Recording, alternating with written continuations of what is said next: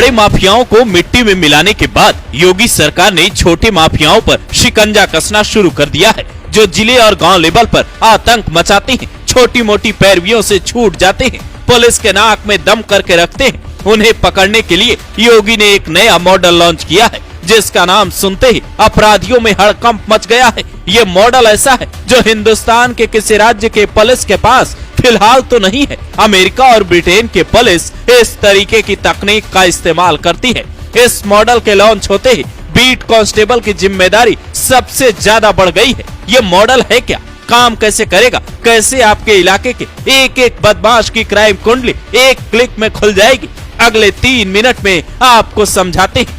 CM योगी के हाथ में जो बुकलेट जैसी चीज दिख रही है, इसी में इस मॉडल की पूरी कहानी छिपी है। इस मॉडल का नाम है यक्ष, जो अपराधियों को कहीं से भी ढूंढ निकालेगा।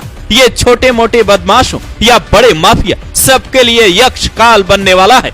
हर बीट कांस्टेबल को ये जिम्मेदारी मिलेगी कि अपने इलाके के अपराधी की पूरी कुंडली उसके गांव और घर जाकर पूरी तरह वेरीफाई करे। कितने माफिया, कितने हिस्ट्री शीटर, कितने जिला बदर, कितने वांटेड हैं, उनकी लिस्ट बनाए, पूरी जानकारी ऐप पर अपलोड करे।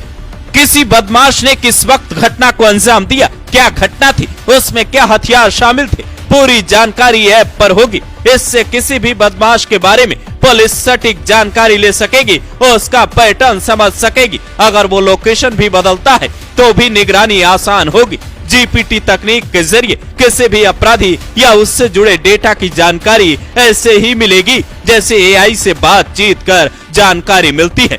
इस ऐप में एडवांस्ड गैंग एनालिसिस का भी विकल्प है, यानी कोई गैंग बनाकर अपराध करेगा तो उसकी भी कुंडली तुरंत खुल जाएगी।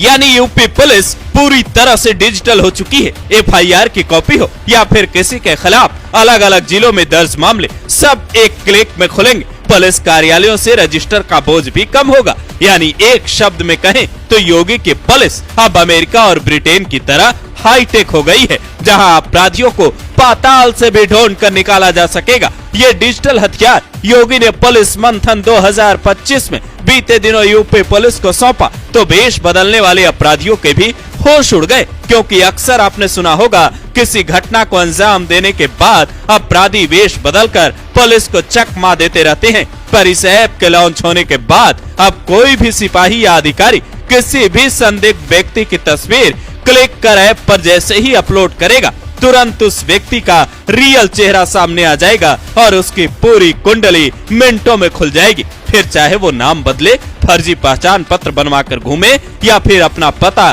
फर्जी बताए, मिनटों में उसका सारा सच सामने आ जाएगा और फिर मौके पर कार्रवाई भी आसान होगी। यानी पुलिस कर्मियों को कंट्रोल रूम पर कम डिपेंड रहना होगा। और यहाँ डेटा लीक का खतरा इसलिए भी नहीं है क्योंकि इसका एक्सेस केवल अधिकृत अधिकारियों को ही मिलेगा। यानी यूपी पुलिस की जिम्मेदारी अब पहले से ज्यादा बढ़ गई है, जिसे लेकर सीएम योगी भी कहते हैं आने वाली चुनौतियों के लिए हमें तैयार रहना होगा। वहां पे कन्वर्जन के साथ साथ नेशनल सिक्योरिटी के लिए एक थ्रेट आगरा से देखने को मिला था। ये उदाहरण आंखों को खोलने वाला है। एक जगह का नहीं, अनेक जगहों पर इस प्रकार की चीजें मिलेंगी और केवल कन्वर्जन से जुड़ा हुआ मामला नहीं है। और राष्ट्रीय सुरक्षा के सामने पैदा की जाने वाली आने वाली चुनौतियां हैं और इन सभी पर आने वाले समय में हमें अपने आप को तैयार करना होगा। और पहले से ये प्रेजेंटेशन जो मैंने पहले भी कहा कि टाइम एंड स्पेस का पूरा ध्यान रखा गया। यानी अक्सर होता है कि कोई व्यक्ति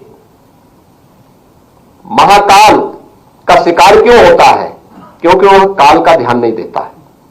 लेकिन यहां पर मुझे लगता है कि आपने काल का ध्यान रखा तो महाकाल भी आपका सहयोग करेगा।